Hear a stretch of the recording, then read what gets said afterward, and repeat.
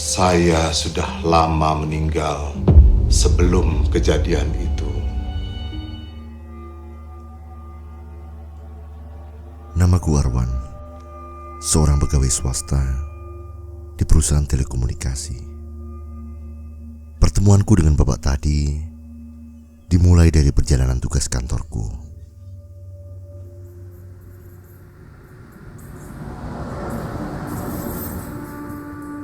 Kamis 26 Februari, aku melakukan perjalanan dari Surabaya ke Kediri dengan menempuh waktu kurang lebih 3 jam. Begini ceritanya.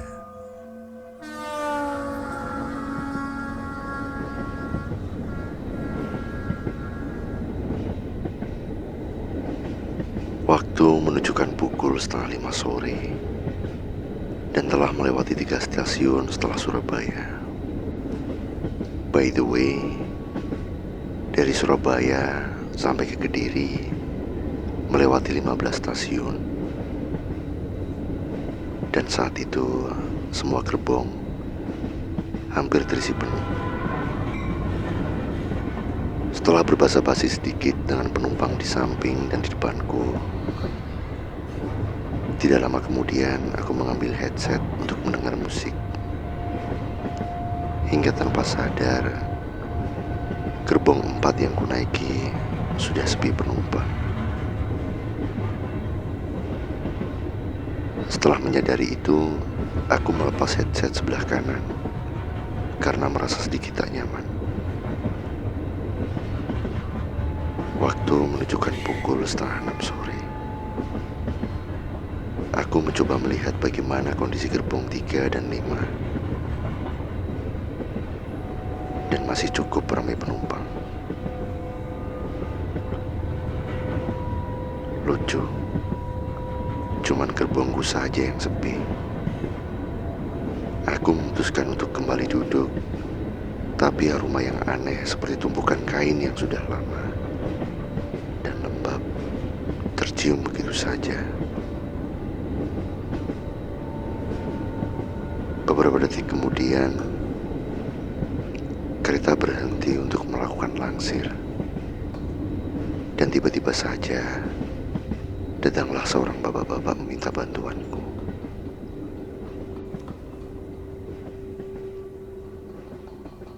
Bapak itu memberiku alamat rumah di mana dia dulu tinggal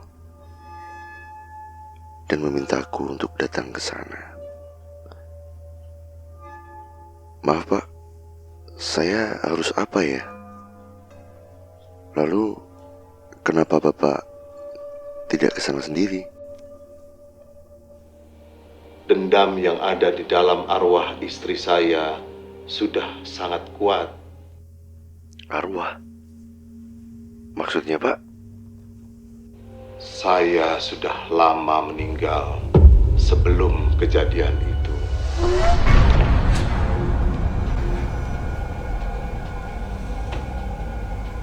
Belum selesai berbincang, pintu toilet tertutup dengan keras. Bersamaan hilangnya bapak tadi. Aku beranjak dari tempat dudukku dengan nafas terengah-engah dan berlari untuk meninggalkan gerbong itu.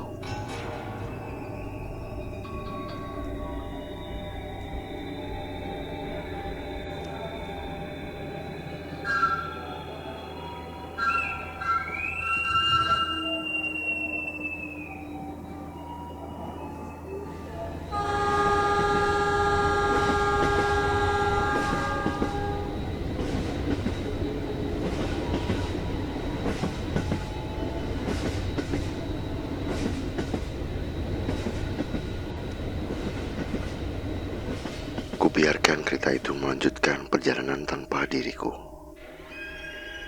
Dan aku memutuskan untuk naik bis saja. Sambil berpikir kejadian tadi, aku mencari warung untuk menenangkan diri. Setelah secangkir kopi yang kupesan telah datang, aku merogoh saku jaket sebelah kananku untuk mengambil rokok. Kurasakan di dalam kantong itu ada benda lain. Nah, kalian tahu? Ya, itu sama seperti dugaan kalian. Jalan Melati nomor 4 yang berjarak hanya 2 kilo dari tempatku saat ini. Stasiun Jombang. BCAI mas.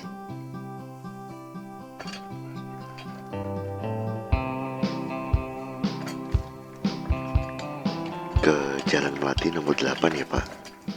Iya mas. Malam ini terasa dingin sekali. Rasa penasaranku sulit terbendung. Aku tak tahu apa yang kulakukan sekarang. Semoga saja aku bisa membantu.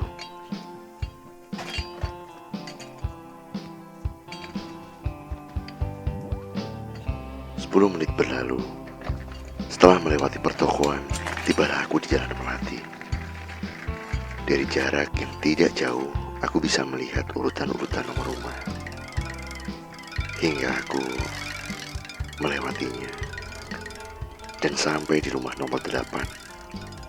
Kalian pasti tahu maksudku, tapi tidak dengan yang kulihat. Rumah nomor 4 dan nomor 8 ada di sebelah kiri jalan. Setelah becak tadi pergi, aku memberanikan diri untuk kembali ke rumah nomor 4 dari seberang jalan. Karena semakin mendekat, rasa takut itu tak bisa aku sembunyikan.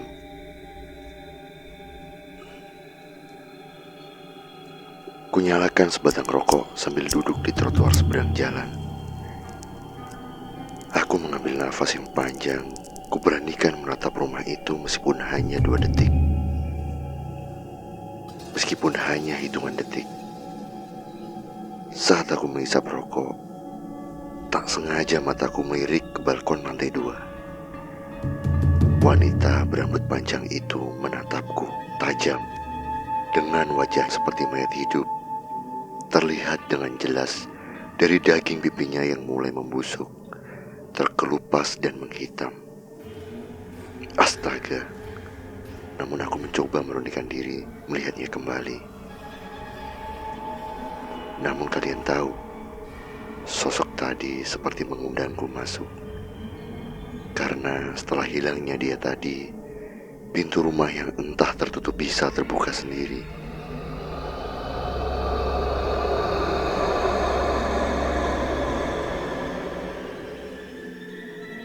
Lidahku keluh. Badanku seketika tak bisa bergerak seperti beku.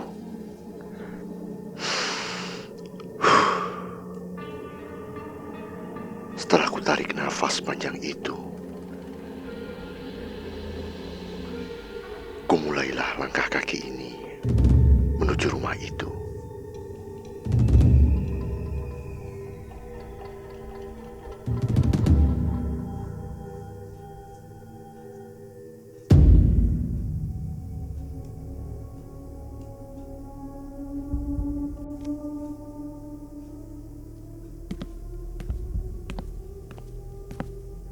Rumah dengan 3 lantai berdiri kokoh dengan usia yang lama ditinggalkan ini akan membuat siapapun yang melihatnya merasa merinding. Setelah aku berada di tengah-tengah pintu rumah, tempat yang kulihat adalah ruang tamu di sebelah kanan dan kiriku. Samar-samar kulihat melalui lampu senter HP. Di belakang ruang tamu terlihat sosok wanita bertubuh pendek dengan leher menganga. Jantung ini seperti mau copot. Seketika aku pejamkan mata ini, tapi wanita itu seperti perlahan mendekat.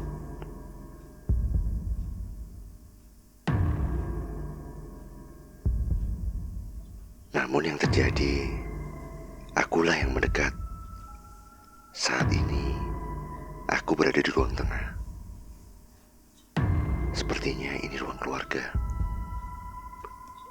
Dengan perlahan-lahan, pintu rumah yang besar ini tertutup dengan sendirinya. Aku menyempatkan melihat foto keluarga yang masih terpajang. Ada 2 orang di foto itu yang sudah aku jumpai. Pertama, bapak-bapak di gerbong tadi. Yang kedua, di balkon lantai 2. Lalu, siapa wanita pendek yang lehernya menganga?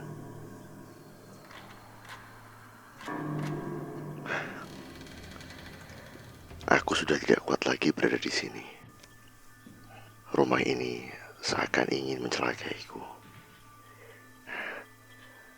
Saat jarakku dengan pintu semakin dekat, wanita berambut panjang itu melayang menghadang pintu rumah ini sambil berteriak, "Jangan ke rumah ini!" Seketika diriku terjatuh. Pandanganku tak bisa lepas darinya. Tak ada satupun doa yang mampu mengusirnya. Aku tidak mengganggu. Lalu apa maumu? Bagaimana kamu meninggal? Itu bukan urusanmu.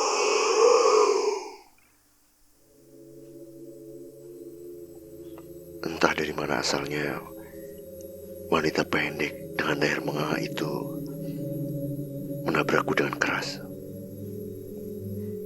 Seketika saja rumah tua ini berubah menjadi bangunan yang indah, beserta kejadian bagaimana sang istri terbunuh beserta pembantunya.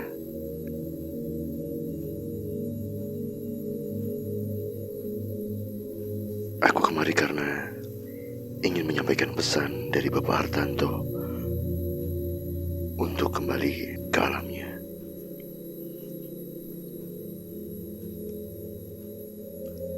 Dengan perlahan kondisi rumah ini kembali menghitam, berlumut seperti sedia kala. Wanita berambut panjang itu perlahan juga berubah menjadi istri Bapak Hartanto yang cantik dan anggun.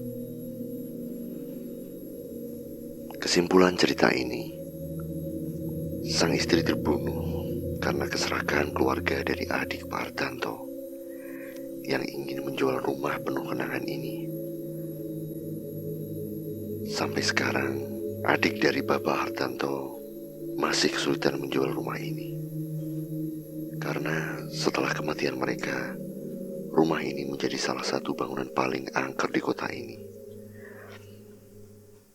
Setelah aku melanjutkan perjalanan tugas kantorku, tiba-tiba saja kunci dan foto keluarga Bapak Hartanto ada di dalam tasku. Anehnya, foto itu ada seorang anak kecil laki-laki.